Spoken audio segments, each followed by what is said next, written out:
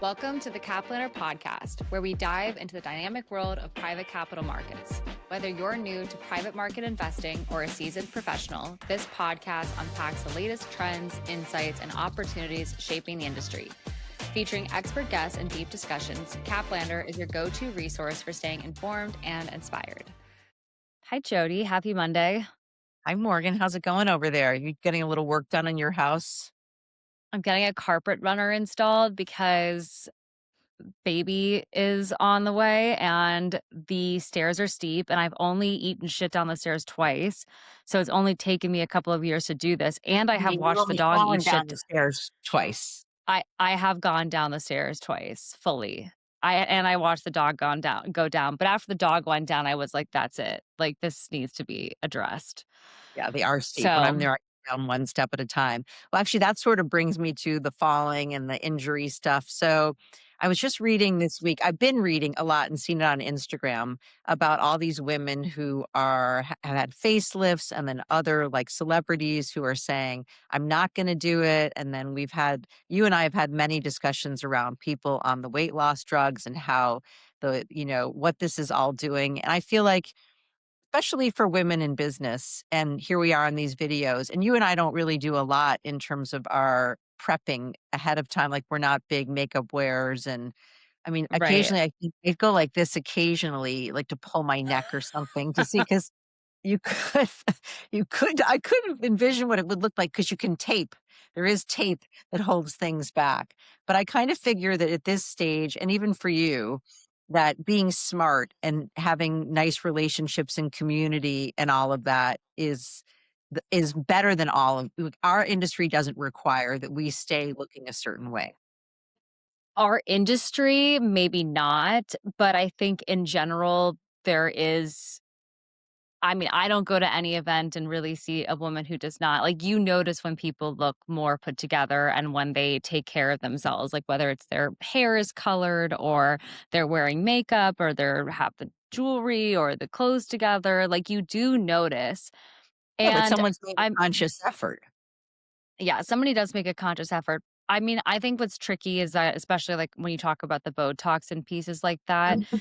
is once you start, you have to keep going, like, to maintain it. Just that's the whole way it's designed. I mean, I think that's pieces of it. I read, I don't recall whether it's the Wall Street Journal or the New York Times or both, but when it comes to the weight loss drugs, the doctors are like, you need an exit strategy. Like, you can't just stop taking these things. Like, you need to have a plan because your body is going to adjust, and you can't just stop taking these things and expect everything to stay the same. Right. Well, I think it's a good intro for our guest today, because, and I know you're going to talk more about Brian Denker and what he does, but he is really an interesting guy because he has a dual role of being a rabbi and also working in the life science industry. And I feel like as women, we have dual roles, probably more than that, being at home and having relationships with our kids and our parents, and also and our spouses, and keeping homes and participating that way. And then, of course, our careers. And at the end of the day, everyone wants that community and that connection. And we place a different premium on sort of the physicality, and each of us has a different relationship with how we look and how we feel and what that requires. So I Yeah. just think it's really an interesting topic. Yeah. Well, without further ado, Rabbi Brian Denker, or Brian Denker, if somebody does not know him in the rabbi capacity, is an independent rabbi and interfaith wedding and life cycle officiant. That is one half of Rabbi Brian's life. The other part of Brian Denker's life is he is a director of industry events and operations at BioCentury. So he oversees the execution of BioCentury conferences and multimedia events, ensuring they meet the company's financial, operational goals. So we're so excited to have him join us today. Hi, Rabbi Brian. Shabbat Shalom. Shabbat shalom. Hey, Morgan. Hey, Jody. So I have to say that we know Rabbi Brian two different ways. We know Brian as I don't know if is executive the right word at BioCentury, or part of the team at BioCentury. Yeah, so I oversee our conference operations over at BioCentury for all of our CEO and investor level networking programs. Right. So I think we met through one of those events or our mutual friend, Debbie, you. And then we got to learn that lo and behold, you have two very important jobs, the least of which is being a rabbi. So maybe you could jump in and fill us in how you became Rabbi Brian and what, like, you came here obviously because you were motivated by some personal reasons. So what's the story? Yeah, well, so my journey of becoming a rabbi was a later in life career pursuit that happened at a very discouraging experience that I had gone through when I had looked to get married. So, for complete and full transparency, to be honest, I am unfortunately divorced. But at the time that my ex husband and I looked to get married, we could not find a rabbi that would marry us because we were a same sex couple and he was not of Jewish faith. And so rather than flip my finger at religion, as most same sex couples do when they have a discouraging experience with religion, I, as colleagues will say, went and became the rabbi I could not find. So I do a lot of work with both Jewish and interfaith families across the New York metropolitan area and added that to my portfolio. At the time, I had worked in management consulting for Frost and Sullivan. And it's just been history from there. And you're a New Yorker by like born and raised? Born and raised from Williamsburg, Brooklyn. So I know you can see the imaginary past, right? But yeah, I was born and raised in Williamsburg, lived in the city in Long Island, and I'm actually back in Williamsburg these days where it's the hip and trendy place to live. I know I was gonna say it's really come full circle because it is the hip and trendy place, and probably when you were born and raised there, it was more of a enclave and less about being hip and trendy. Yeah. Matter of fact, our friend Debbie and I just had, she was here a couple of weeks ago, and her and Eland and I went for dinner here because she wanted to show Eland what Williamsburg has become. We tried to have her on the podcast, so we'll reference who Debbie is. She is an MD by training, and she's very well credentialed, Princeton undergraduate, Harvard MBA, but her best credential is that she's from Buffalo. So we have a lot in common with Debbie, and I wanted to be involved with BioCentury, and Debbie thought it was a great place for, like, Thielander to be doing speaking engagements to sort of perpetuate our global reach, and she reached out to you, and that was the connection, and then from there, of course, we became fast friends and colleagues, and it's fun that we get to work on all fronts, and I know that you've also been very supportive, to my family on the sort of the rabbi front, so it just really shows you how holistic and interconnected all of this is.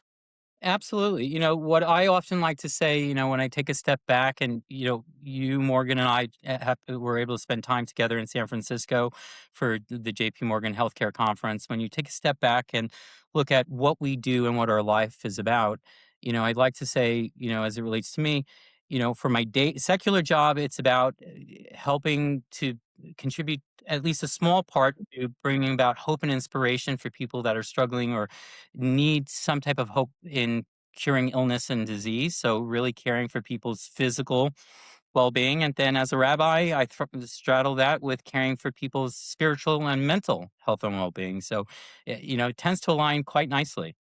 And when people come to you on the rabbi front, which will kind of lean into that lane, are there most common kind of what are they dealing with in their lives if you had to give like a top 3 of why people come to you?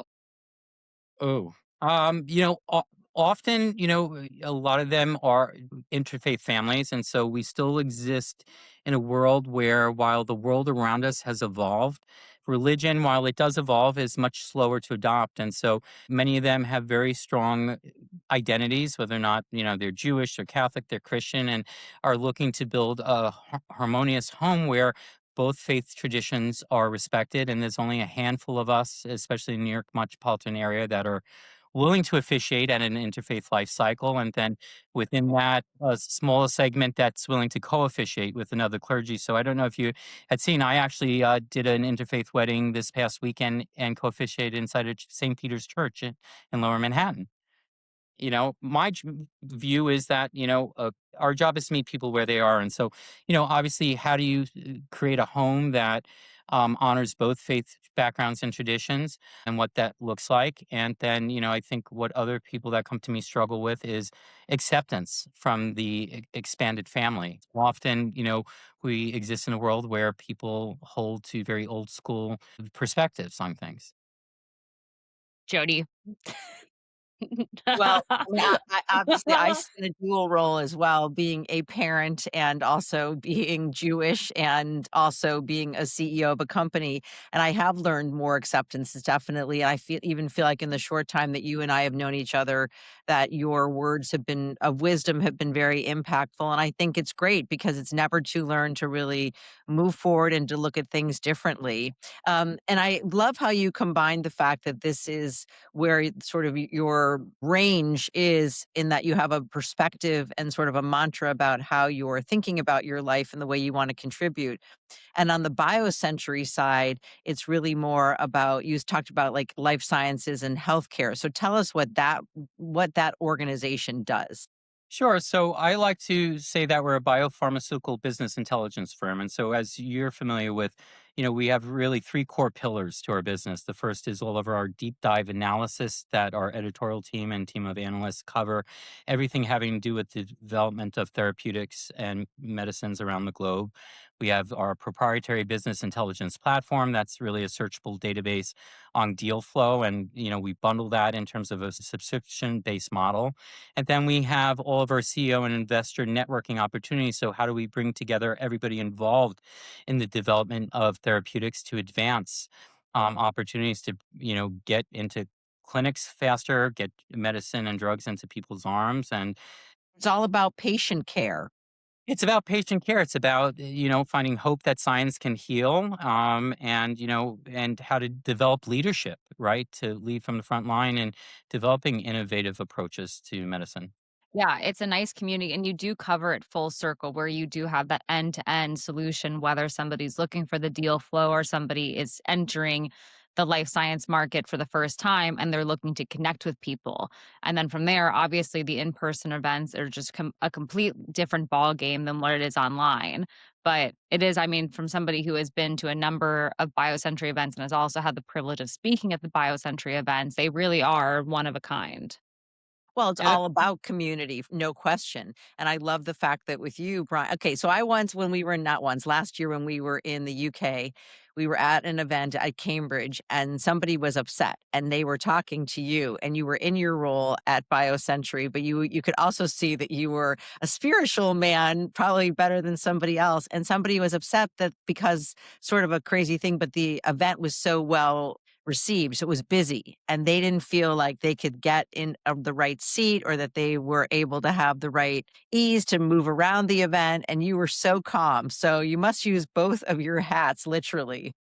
Yeah, you try to channel a little bit of Rabbi Brian in everything you do. I think, for me, in looking back at the years I've been a rabbi, humility goes a long way. And part of the whole seminary experience was learning myself how to be vulnerable. That was one of the key takeaways. How can I be there for others at their most monumental or vulnerable times in their lives if I myself don't know what it is to be vulnerable. But, one of the things that, in talking about our conferences and events, and the one you're specifically referencing is our new portfolio of events that we call Grand Rounds, which really targets the intersection of academia and industry and focusing on how to really support the next generation of innovators. And so, I'm probably one of the younger people at BioCentury, and that's something that's very important, right? Is, being able to support a new generation that are coming out of the research institutions and labs and giving them hope and inspiration that they can make an indelible imprint in this world, right? And that's at the end of the day what we all hope to do, right? Is to leave a mark, right? To make the world, it's part of a part of even the core tenet of Judaism, right? Leave this world better than we have found it. Yeah. It's so true. I mean, have learned my husband and I got married by a rabbi, a more conservative rabbi, and he in a lot of way reminds me of you because he also was in New York before St. Louis and from a rabbi, from somebody at a more conservative temple, is also very open and has that vulnerability piece and also the understanding and trying to leave things better than where they found. And also, this temple is small, but it's very, very community driven, which I think most temples are. But I think it's also a little bit easier when you have a smaller congregation versus larger.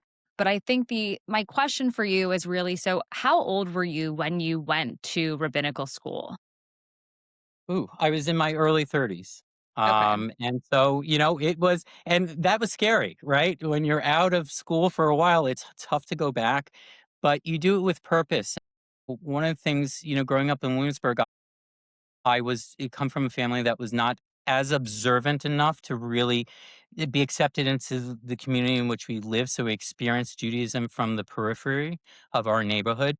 But one of the things that my mother, rest her soul, that was always important to her was she impressed upon us from the day you were born to the day you die, you're a Jew. And when you look at what being Jewish means, right, it's more than just a religion. It's more than just subscribing to some type of doctrine, but it's a cultural experience, right? The way we live, the way we perceive the world, and so. I looked at this as also a journey in honoring who my parents were in this world, right? My parents were both blue collar workers. My mom was a school lunch lady. My dad was a sheet metal mechanic. I lost both of them at a very early age. And each step, as I've watched myself grow as a rabbi, it becomes more and more important. Not necessarily do you keep kosher or you shomer Shabbos, but it's the little things that we do that bind us together from one generation to the next. Well, and also with everything going on in the world today and how much anti-Semitism we've seen, it really does implore us to be very vigilant around our practice and keeping that. I think the spirituality, because I agree with you, and Morgan, you just said this, that there are different levels of Judaism, right? The Reform, Conservative, Orthodox, Modern Orthodox. But at the end of the day, it really doesn't matter how you practice it. It's really how you feel about it. And then that tied to what you were saying with BioCentury about the people coming out of academia and they have either innovative ideas or some kind of research or science, then they raise capital. And then at a certain point, there is sort of this convergence. And it's the same thing of how we grow into our religions or our spirituality, is that at some point you really have to hone it and figure out what you care about and how to be successful. And this is where I think, and Morgan, you would agree because you were raised with all of this. It's a very holistic approach, because even people who are the most genuine in terms of the science and the research or whatever their path is for business, at some point you have to think about the money. And with your own spirituality, at some point, you got to think about, well, how is this going to translate to the person I marry and the household I keep and potentially the children I raise and how I behave as a person out there in the world? Like, there's no shortcut. Yeah, and one of the things about our industry as well is that we thrive as an industry when each of us are valued and accountable for our success, and we feel seen, right? And so, what we try to do with our conferences is not just something that's transactional, but relational, right? Where we're bringing people together, and I think it's also very important to understand that the most impactful indicators are not just your return on investment, but so it's not just financial, but it's what you're doing to move the needle forward, right? And the incremental steps along the way, right, of making progress. Yeah. Where have you seen the most progress happen? Mean this in both areas of your life. One is on the BioCentury side, because obviously, I mean, you mentioned that the grand rounds are an entirely new set of events that you've had. So obviously, there's been progress and evolving, or the industry has evolved where they is a place to have these types of events. But then on the other side of it is, where have you seen? You mentioned that the religion does not keep up with society as quickly as society moves. So how have you seen both lanes kind of move forward, and where are things now from your perspective? Well, as someone that came to BioCentury and the biopharma space from outside of industry, right? I came out of management consulting. One of the things that was evident from the beginning is that it's really a network that's get built. Often, in life we follow companies, right? in our industry, you're actually following people, right? And what they're doing in individuals. So it's creating and developing those relationships and monitoring that and fostering those relationships that include keeping open and honest dialogue. I mean, BioCentury itself, from the whispers I hear in the hallways, we say the things that need to be said, even the hard things, right?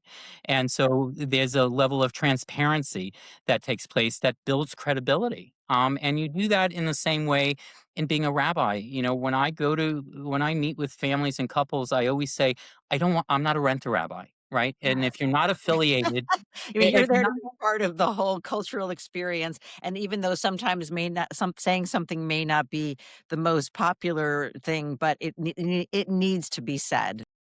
Exactly. And look, often for those on this religious side, if we're not affiliated with a house of worship, we go online, we do a Google to find a rabbi or a cantor, right? And hopefully they show up 15 minutes late at the earliest, which is my joke about Jewish Standard Time, right? And, they get up and they do a shtick. And, often we are called to be of service to people at the most important moments in their life, both walking alongside them in times of joy and in times of grief. And you deserve more than that just as a human being in terms of respect. And I think, on the biopharmaceutical and biotech side, the work that we do ultimately translates into impacting people's lives, right? And so it's about people. It's about understanding that there's a humanistic element to everything that we do.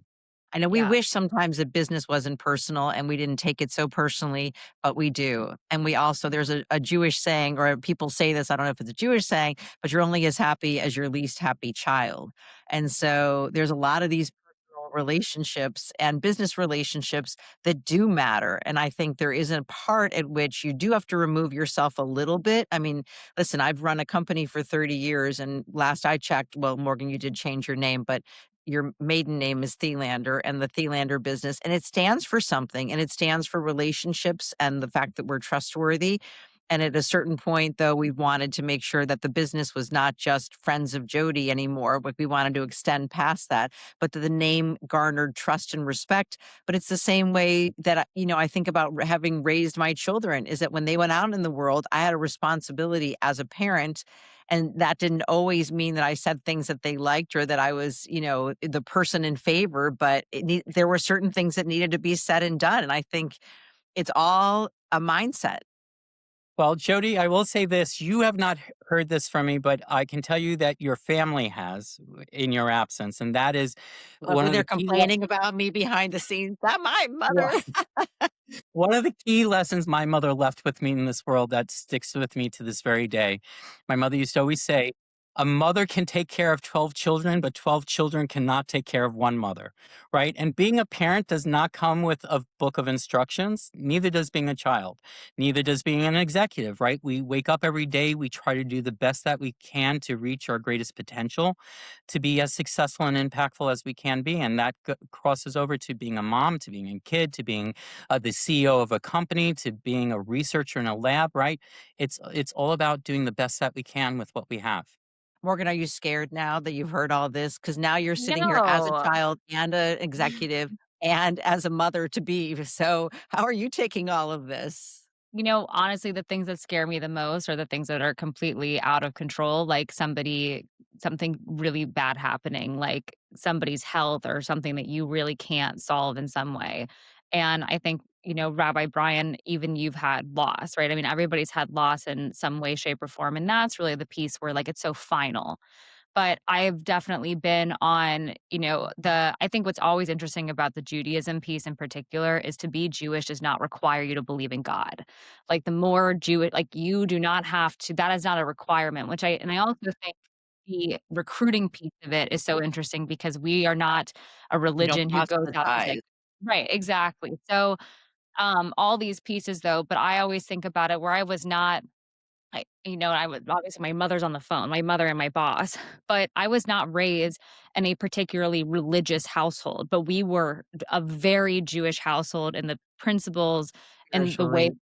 right, in the ways that we were raised and we knew that we were Jewish. And it's interesting now, especially talking about, okay, having a baby on the way and met with our rabbi to talk about the baby naming and all these things and saying, okay, well, how are we going to do this? And to take the best of everything from how both my husband and I were raised and try to think about what to do and exactly what you're saying for the legacy piece and bringing it forward. Well, and this goes. I truly believe, regardless if you are Jewish, not Jewish, we all believe at least in the same foundation, right? And I always correlate that to the concept of the Ten Commandments, right?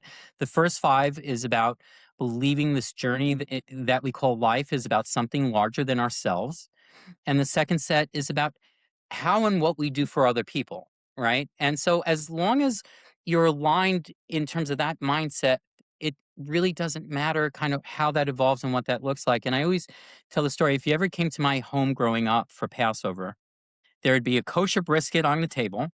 And right next to the kosher brisket was a Polish canned ham with pineapple and cherries. But there you took dinner silverware and ate ice cream with it, you'd get smacked across the face, right? Because to It's mix just the meat and dairy. shows, right?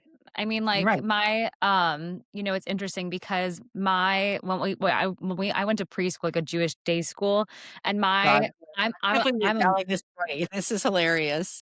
my mom sent me with a ham, cheese, mayonnaise sandwich on challah bread. And basically the school called her and they were like, "You're kidding. Like you can't send her with They this." And made she was like, Morgan come home. right, but she was like, "It's on challah.